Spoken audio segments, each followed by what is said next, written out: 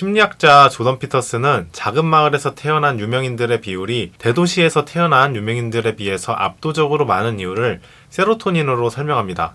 왜 그럴까요? 간단하게 설명해 드릴게요.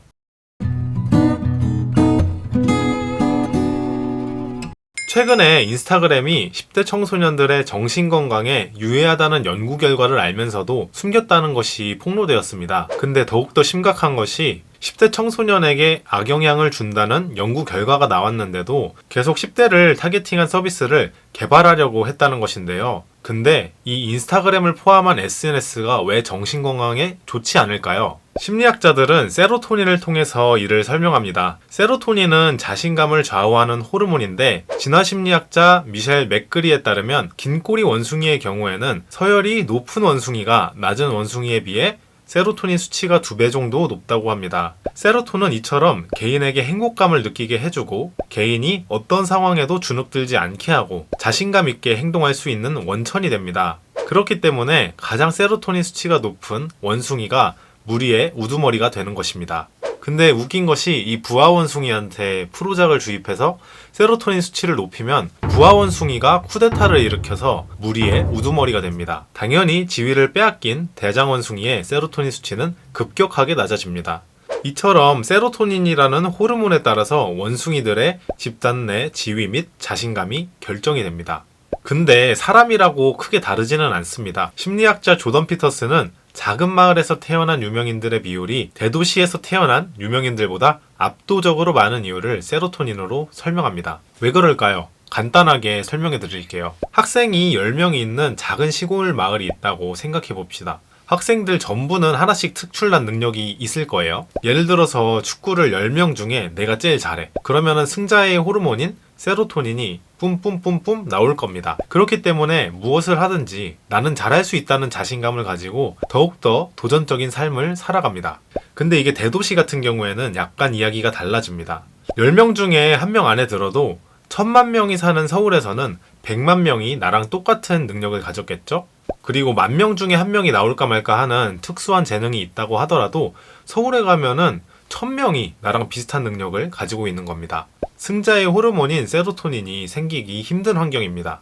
근데 이제 현대 사회인들은 SNS를 통해서 내 집에서도 세상 사람들을 만날 수 있게 되었습니다. 인스타그램 사용자 수가 대략 20억 명 정도라고 하는데 그 20억 명과 자신을 비교할 수 있는 시대가 온 겁니다. 인스타에서 계속 사람들과 비교한다면 우리 두뇌에는 어떤 변화가 생길까요? 정말 많은 연구들이 소셜미디어 사용과 관련된 정신건강 문제가 나타남을 보고했습니다. 사용 시간이 늘어날수록 감정 불안, 기분 침체, 우울증과 같은 강박을 증가시킨다는 것들이 공통적으로 나타나고요. 뿐만 아니라 자기 개념을 부정적으로 만들어서 섭식장애를 부추기기도 합니다. 인스타에는 정말 잘생기고 이쁜 사람들이 많잖아요. 근데 이제 그런 사람들과 자신의 외모를 비교하기 시작하는 겁니다.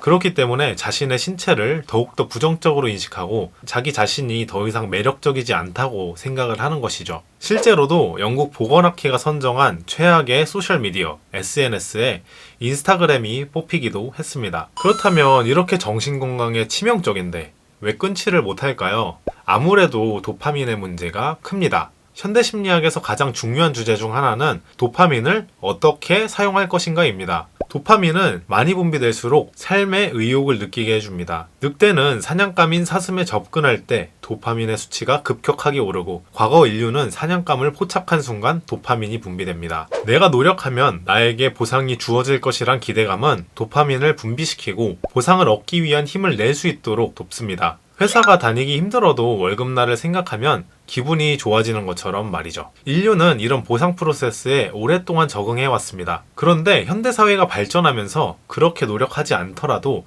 도파민을 가장 쉽고 빠르게 얻는 방법이 있습니다. 그중 하나가 SNS를 통해서 사람들의 관심을 빠르게 자신이 원할 때마다 얻는 것이죠. SNS 활동은 사냥이나 채집이나 공부나 이런 것과 다르게 큰 노력을 할 필요가 없습니다. 그렇기 때문에 뇌의 보상 구조가 깨지면서 보다 일상에는 큰 노력이 필요한 일들을 집중하지 못하고 더욱더 쉽게 보상을 할 수 있는 SNS의 세계에서 보상을 얻으려고 하는 것입니다. 근데 핸드폰을 통해서 얻는 즐거움은 실제적인 즐거움이 아니기 때문에 그 끝은 공허할 수도 있습니다. 그렇다면 어떻게 SNS 중독, 이 폰 중독을 해결할 수 있을까요? 첫 번째, 다른 중독으로 대체하기입니다.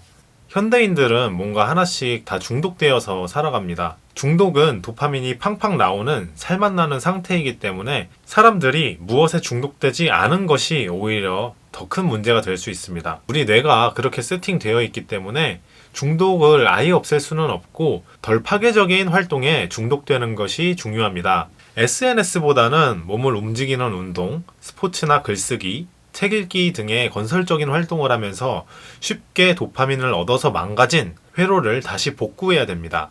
두 번째, 중독이 아닌 활용으로 바꾸어 나가기입니다. SNS에 삶이 주객전도 되지 않기 위해서는 본인이 SNS를 통제할 수 있어야 됩니다. SNS에 휘둘리지 않는 다양한 방법이 있습니다. 예를 들어서 일주일에 하루는 SNS 금지의 날로 정해서 그날 하루 동안은 SNS를 하지 않도록 노력하는 방법도 있고, 하루 중 접속 시간을 정해서 딱 그 시간대에만 SNS를 해서 나머지 시간은 온전히 내가 하는 것에 집중할 수 있는 시간을 가지는 것도 있습니다. 저도 최근에 10시 이후에는 최대한 핸드폰을 만지지 않으려고 노력하고 지내고 있고요. 요 근래 며칠 동안 실천을 해봤는데 폰에 빠지는 시간이 적기 때문에 그 시간을 공부를 하거나 책을 읽거나 제 자신을 위한 시간을 온전히 쓴다는 점에서 기분이 상당히 좋았습니다. 하여간 이런 방법들을 사용해서 SNS를 통제할 수 있어야 중독이 아닌 활용을 할 수 있는 것입니다.